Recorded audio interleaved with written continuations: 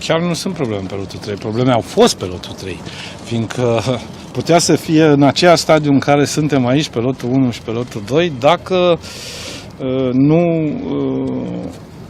era acea întârziere, nu din cauza Ministerului sau a CNAIR-ului, ci acea întârziere de peste un an de zile, până când cei de la CNSC au dat aceeași soluție pe care am dat-o noi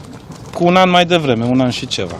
Și vreau să vă spun că în acest moment sunt în progres, au început, am văzut lotul și azi împreună cu prim-ministru, e cel de la Pietroasele la Buzău, sunt undeva la 10%, e lume pe șantier, sunt utilaje, se lucrează, rămâne regretul că n-am putut, și nu din cauza noastră, a unor domni care nu răspund în fața nimănui în țara asta, să ne înțelegem,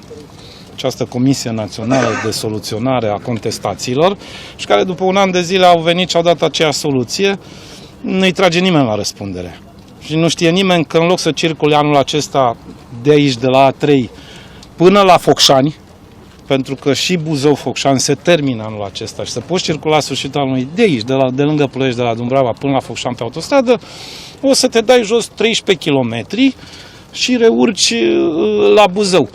Sigur, la anul e gata și acea bucată de autostradă, dar e păcat. Dar, domnule, aceia sunt așa cum sunt și dacă spui ceva de ei, probabil că o să mă aleg cu diverse lucruri, dar e un adevăr.